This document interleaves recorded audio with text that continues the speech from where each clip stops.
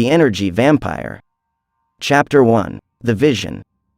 It was the autumn of 1995. A young girl was looking at an old Victorian building. Her neck started to hurt as she tried to encompass the whole school's building with her brown eyes. Suddenly everything turned dark. A few minutes ago, we could hear the sounds of students' laughter and parents dropping of their children. But now, there is only silence. The young girl was frozen in fear as she held her bag to her chest for protection. She suddenly heard a loud snare coming from behind the building. The school was located in a forest and it gave a dark gothic element to the scene. The growl was getting louder and louder, and shortly, huge claws appeared. The enormous creature showed itself. It started to crawl on the school's roof with its fangs glistering in the moonlight. Its eyes were as empty as two black hollows. The young girl tried to run away but realized her feet were buried in the grass.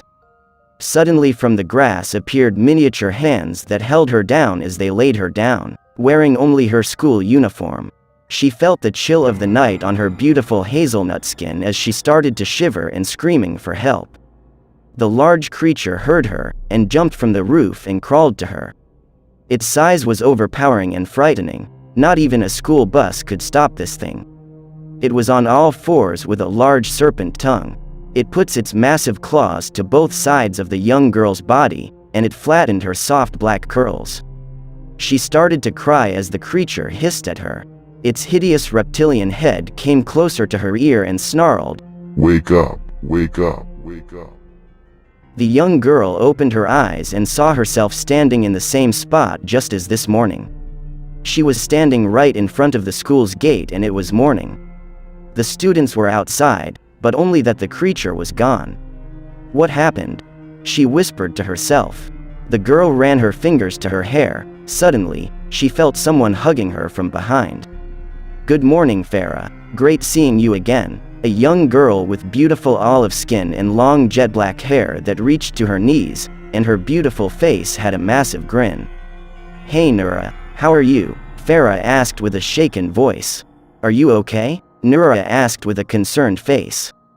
"I'm fine. What time is it?" "It is time for the assembly." Nura locked arms with her as they walked in the school together.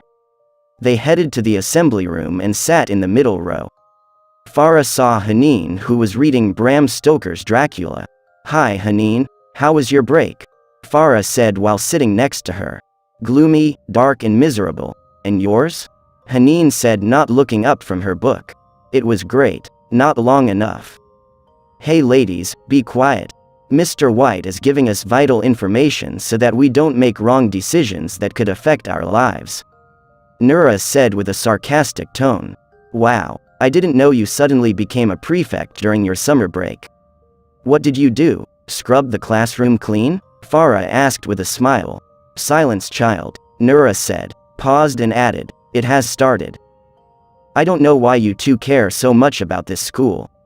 It is already going through its own phase of damnation like the inferno that Dante illustrated in his poem."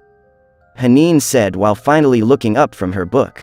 She had beautiful dark shoulder-length hair, and was wearing her large glasses, that seemed to cover her fair oval face. "She is striking, but in a nerdy way," Farah thought to herself. "I always love your optimism, Haneen," Farah said. Mr. White, the principal, walked on stage and addressed the female students.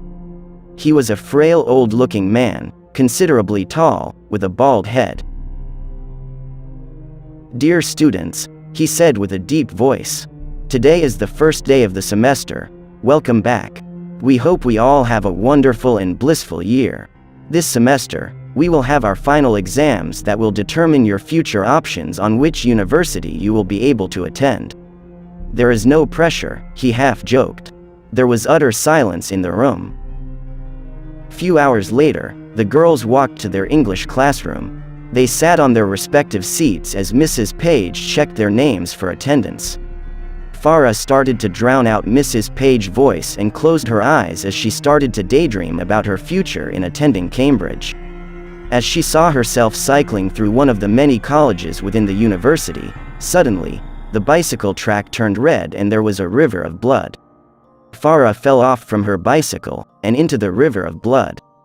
She spat the blood to avoid choking on it. Farah. Yes, miss. I called your name 3 times.